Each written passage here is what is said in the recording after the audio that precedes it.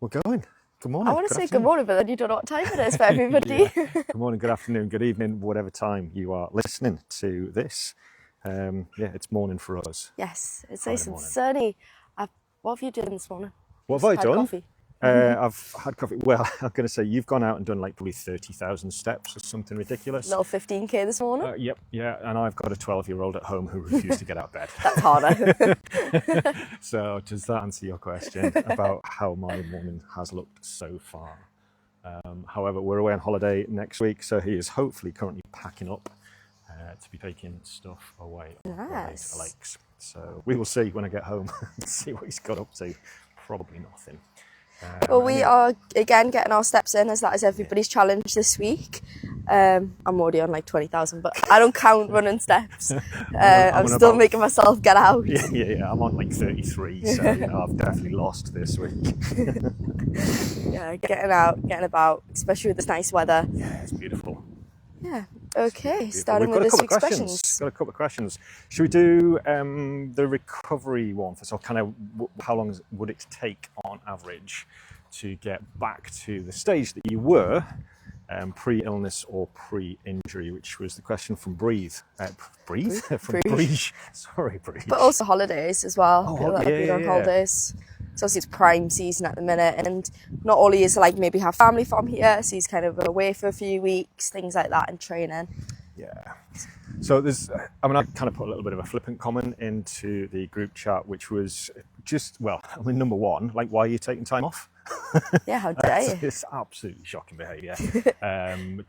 Get 3 more sets in and just wipe the barbell down from whatever snot you've blown all over it. Is that now?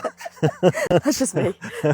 No. So I think in all seriousness, a very simple rule of thumb that I've always used is a case of it should take you less time to get back to whatever fitness level you were at than the length of time that you've taken off. Yeah. So if you've been like a month and you've not been in the gym, for example, it should take you less than a month to get back to the same phase. Muscle memory's a really big thing. Yeah, 100%. I think people say, you lose your fitness quickly. It's like you don't.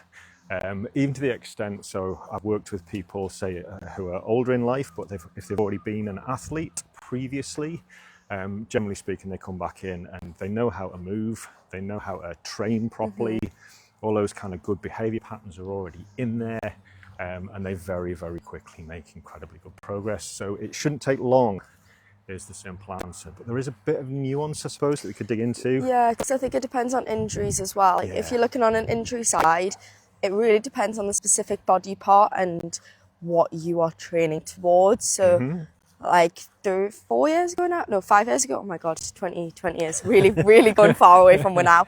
I tore my hamstring. So, like for me, it was a long recovery.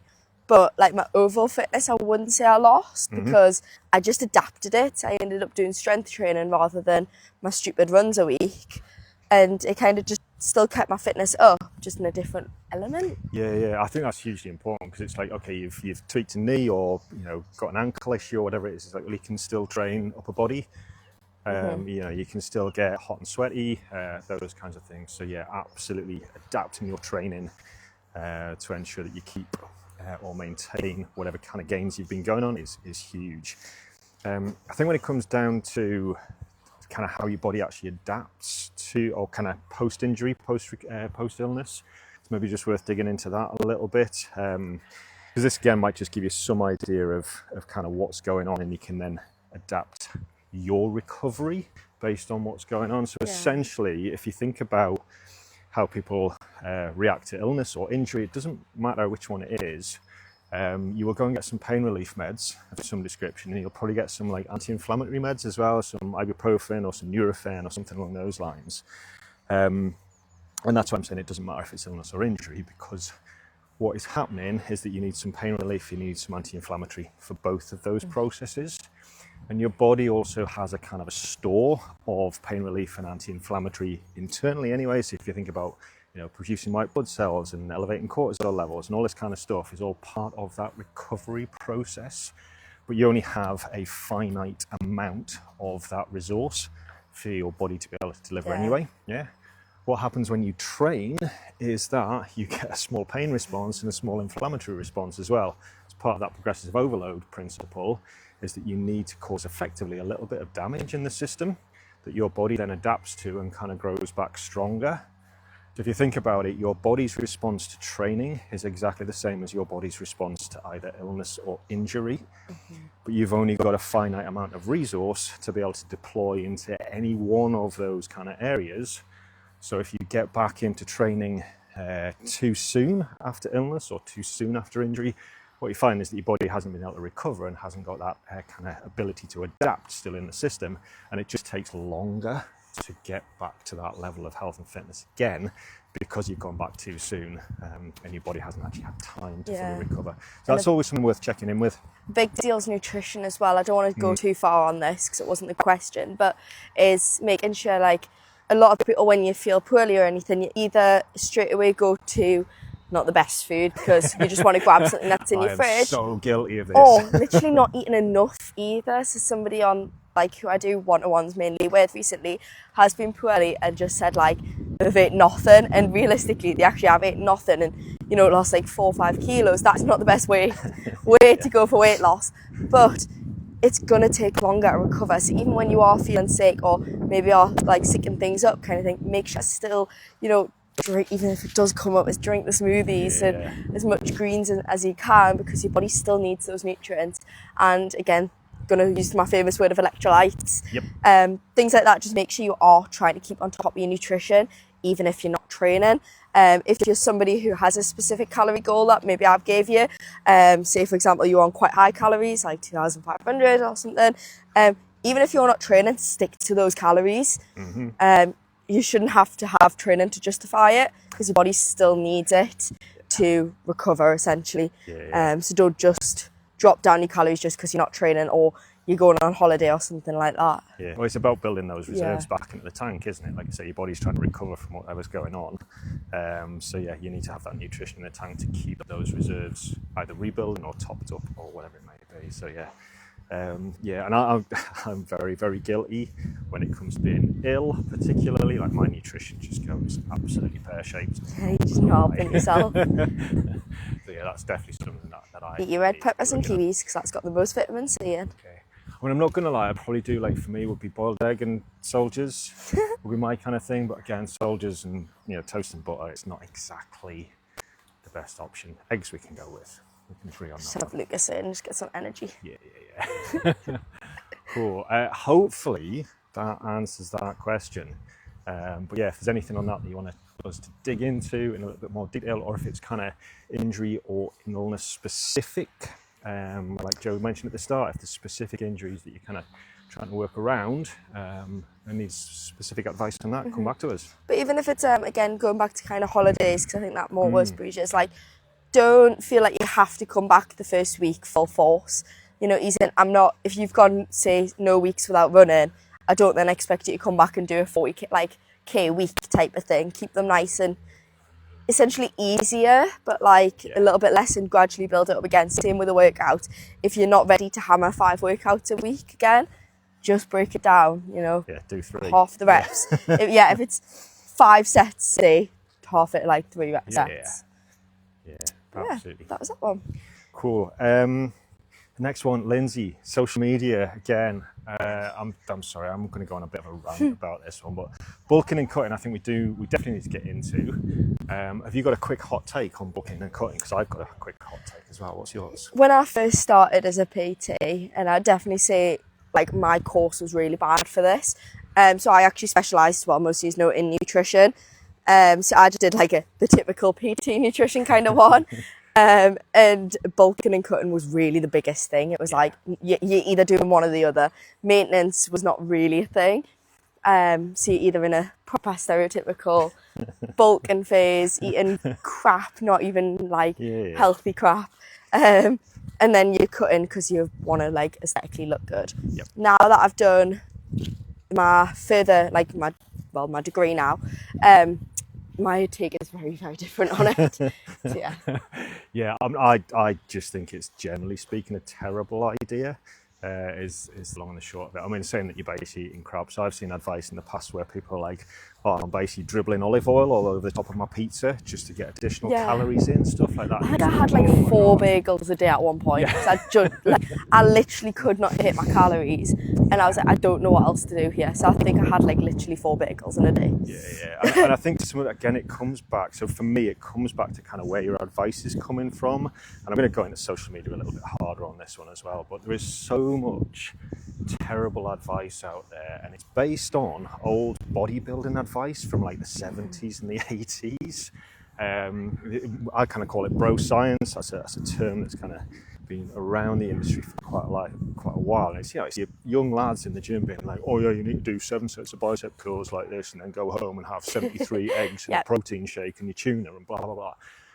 And it all comes from like your Schwarzeneggers, and even before him, people like Reg Parks and that kind of stuff. Yeah. People who have a very, very specific training goal in mind, which is 99.9% of the time is pure physique. And not only that, it's the kind of the extremes of physique as well, you know, that kind of muscle mass that they're looking for, which actually most people aren't training for at the end of the day. And that kind of that eating principle, but also the training principle has then kind of followed through and is still very, very prevalent in the industry. But if you go back to where these guys actually started, Schwarzenegger is one that obviously everybody will be aware of. He actually started out as a powerlifter, and he was basically doing strength-based. He was doing 5x5, he was doing big compound exercises. And it wasn't until he moved out to California and Gold's Gym and the stuff out there that he then started moving into that kind of that aesthetic, that physique. And that's where you start building in that kind of isolation work and your nutrition side of things and getting 10,000 calories a day and all that kind of nonsense, which most people don't need. Yeah. There's certain elements, like I wouldn't call it bulking and cutting anymore. I do fully believe in calorie cycling. That is totally different on goals. So I'm even just going to pick on me, for example. Right now, it is my pre-season. I am eating slightly more. I'm eating slightly more than normal. That is because I'm doing a lot more training. I'm trying to build muscle up so that I can perform better. During my season, I'll go with my maintenance. So what that means is I'm eating calories where I'm not losing and I'm not gaining basically any weight. It is just what my body needs to run and to support my performance. But then after that, I'll likely probably start again, up my calories again, just so I can build a little bit more muscle.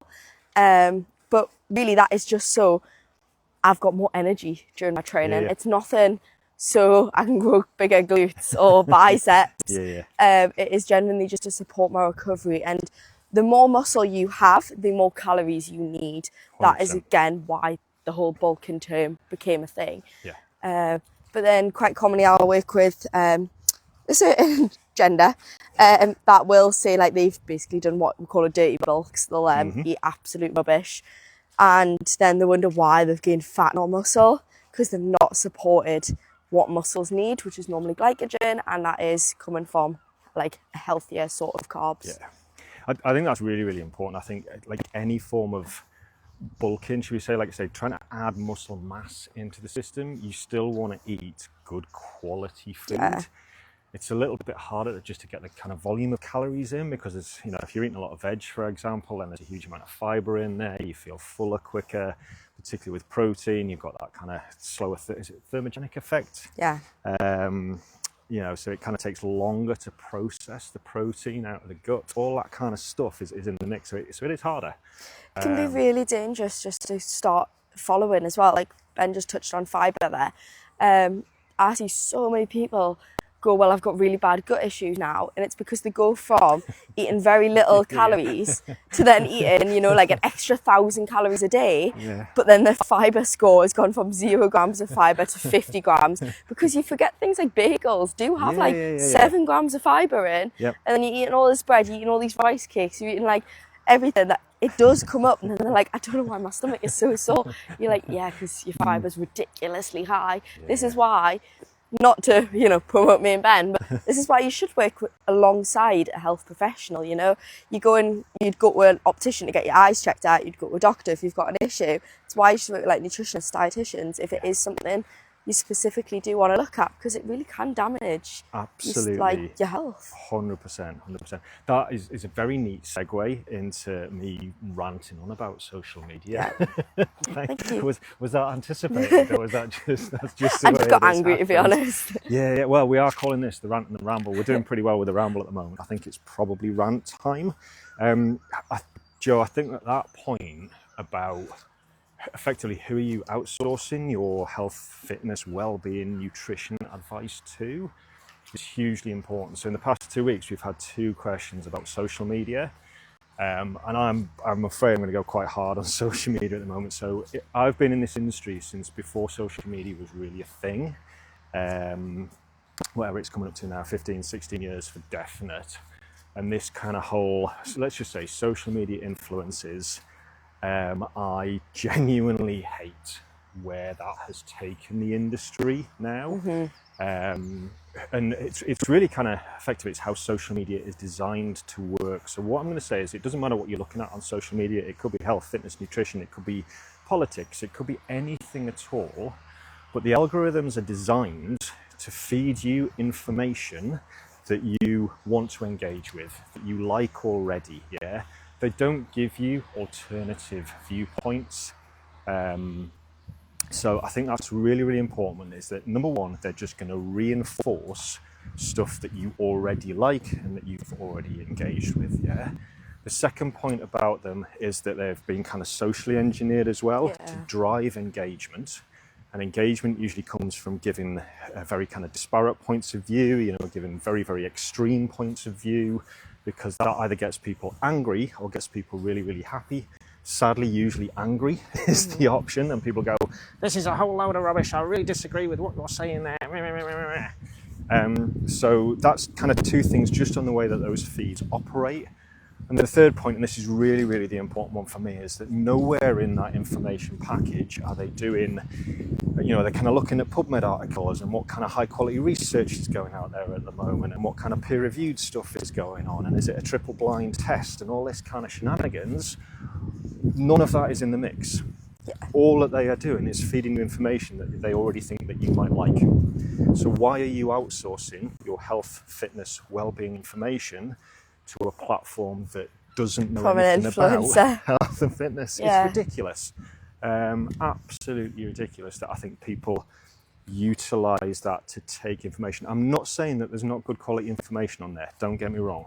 There is, but be very, very, very aware of how those platforms are operating to give you that information, and is it actually correct? Go and do your own research. I really recommend following smaller businesses. Again, not to say me, but for example, I hardly hopefully post. you all do already. Yeah, exactly. But I hardly post because I don't have the time, because I'm too busy working with people like this, you know, like working with clients. But everything I post is because I've got my degree in it, I've got like, research in it. These people who can post 3 reels a day or anything, how much research are they actually doing then? And what is their jobs? Because if they're just an online coach, some online coaches aren't personal trainers. You don't have to be a personal trainer to be an online coach. You don't have to be a nutritionist to be an online coach. Anybody can call themselves a nutritionist. It's why, like, who I'm registered with, it's why they're trying to fight for it to be a legal name. But you've really got to be careful with who you fall into. I absolutely hate with a passion, especially coming from an eating disorder background, is what I eat in a day. Those posts, I've never ever done one yet, and I hate them so much. Thankfully they are getting a little bit better, as in they're becoming what I ate this day, which I think is a massive difference, because somebody who I really like and follow, she did that recently, and I was like, oh, don't start now doing that stuff. But I was like, she's just trained basically the exact same thing I did that day, and she's hardly ate anything, but I've like not came out of the fridge today. But you've got to take into like measurements of good, yeah, but how many times has she actually had this, or is she just posting it to look good? Does it equal exactly 2,000 calories just it looks good for the Instagram? Because realistically none of us actually hit the exact number. So yeah, just be careful, because I hate the what I eat in a day, because it's not realistic. And yeah, if even worse, you know, if you're a parent or something, because you know, sometimes you have those nibbles of the kids' foods or things like that. You can't have the most perfect meal prep. I think they're really influencing as well, just to be careful with. Yeah, and I think that's the thing with a lot of social media. It's very much, it's curated. It's like somebody has taken time and effort and energy to put that video post together. And I think Joe's made a couple of great points in there. Is like, number one, if somebody is doing that all of the time, how much time have they actually got to spend doing the research around what that post is actually about? Or are they just putting out information that they've seen somebody else doing? They're just doing it to make money, engagements. So that is huge. And then that kind of curation of that process as well. And like I say, somebody has spent time editing that video together to make it look in a certain way. And like I said before, it's not that there's wrong information on there. There is some great, fantastically good people on social media pushing out fantastically good content. But you've just got to be very, very mindful about who you are taking that content from. Do that research into. Do they have a qualification? Yes, we've got an online coaching qualification. Joe's got nutrition qualifications coming out of her ears. I've got training qualifications coming out of my ears. But you can go online, call yourself a coach, and it's completely unregulated. There is no authority, there is no body overarching this that says you have to have these qualifications to promote yourself as an online coach. You can set up an Instagram profile tomorrow and put yourself out to the world giving all kinds of nonsense. It's just jumping on a trend. It's like, for example, even these podcasts, you know, podcasts are everywhere at the minute. There is millions out there. But me and Ben are only doing it for the group chat because we want to make it more personalised to you. We're not posting them online or anything because, you know, if I was to, I would want to do so much more research into everything. This is just us kind of, like we said, the rant and ramble, so you can ask us questions. But same with like our online coaching, it's mostly just everybody from in club, whether it's Snap or Physique kind of thing, because it's a lot more personalised to you, whereas some of these people literally are just focused on money. But that's a whole other rant. Basically just be careful and do your research more than anything before you just jump on the next fad of like keto and bulking and whatever it is. Just because some girl grew her glutes from doing 3 glute days a week, but then all of a sudden has tiny arms because she's never trained up her body because she thinks she's going to get bulky, and you're like, really? That's a whole other one. Well, I was going to say that's almost like why we're doing this as well. It's so that you guys can hopefully take good advice from trusted sources. I like to think we do know what we're talking about some days. I hope we're trusted. Qualifications, my bank account's seen. I hope it's trusted. 100% over the years, that CPD spend. Anyway, I think that covers everything from us for now. If anybody's got any questions or anything that we've dug in today, by all means, drop them back in the group chat. I think the next couple of weeks are going to be a little bit different. Do we know if we're going to get a guest member? Yeah, we are. We are. Oh, nice. Hopefully next week. If not, it'll be me and somebody else. But we do think, so some of you have met Emma before, as in on the group chat, and she came in recently, but we have somebody else new joining, we're for definite. Yeah, so that is very exciting, because basically I'm away on holiday, so I'm skipping next week's Rant and Ramble, because I'll be in the lakes, and then I think the plan is, well, we're not quite sure about the week after, so the last week of the summer holidays, because both you and I are away that week, so we might just need to skip a week completely, guys, but obviously we'll still be in the group chat. So any questions, any comments, anything that this particular Rant and Ramble has brought up, please drop them back in. Yeah, but for next week, all nutrition, basically. If anybody's got any fad diets they've ever heard of, nutrition topics that we'd like to ask, please quiz away.